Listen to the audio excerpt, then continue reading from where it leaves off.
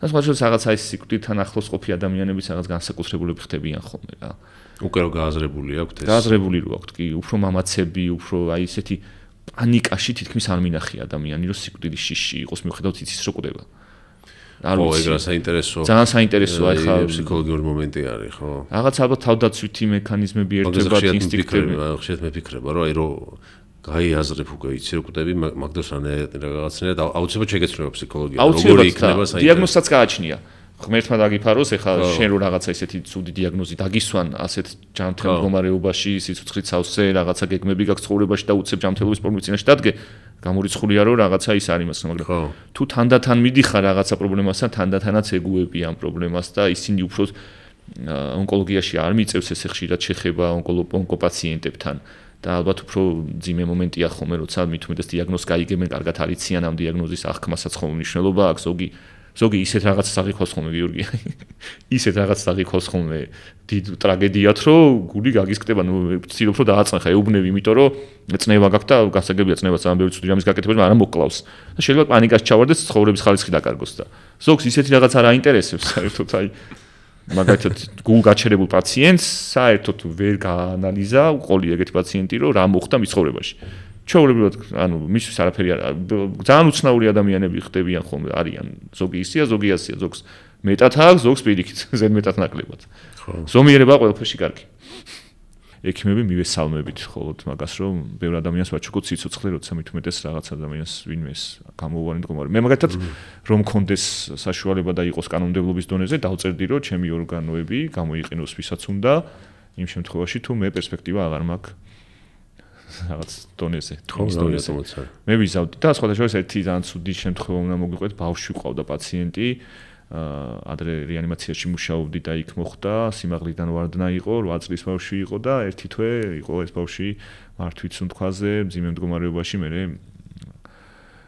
გარდაიცვალა და მისმა მამამ ერთ-ერთი გასაუბრებისას რომ მოვიდა იკითხა რომ დონორად ხო არ გამოვადგებოდა მისი შვილის ორგანოები ვინმე სხვა ბავშვს.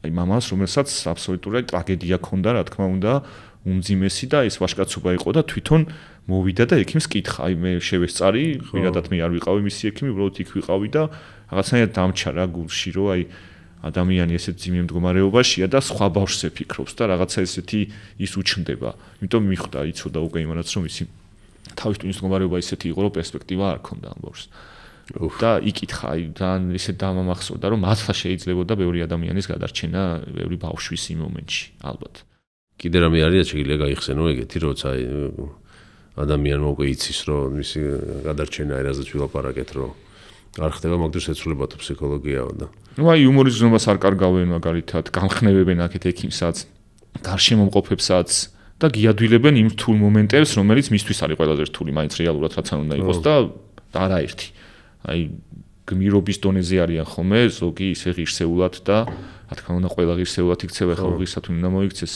ამით უმეტეს მომაკვდავი ადამიანი მაგრამ აი მართლა მქონია ხოლმე დამამახსოვრები ესეთი პაციენტები და ბევრიც არიან რა და ოჯახის წევრები ცოტაშორის აი ბევრი ძალიან კარგი ახლობელი ოჯახის წევრი შემხვედრია და მინახავს როცა დედისთვის მამისთვის არ აქვს მნიშვნელობა მეგობრისთვის ძალიან ბევრ რამეს აკეთებს არა მარტო ფინანსურს მორალურსაც და რა ვიცი ძალიან ისე და ეხმარება ეს რა ყოველთვის ექიმსაც და რა თქმა უნდა პირველ რიგში პაციენტს.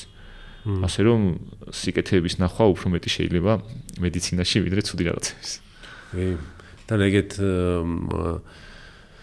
პრობლემებს და სირთულეებს მე ის აქ ტრანსფორმაციას იწვევს ადამიანში რა როცა ეგეთი სირთულის გადატანა უწევს.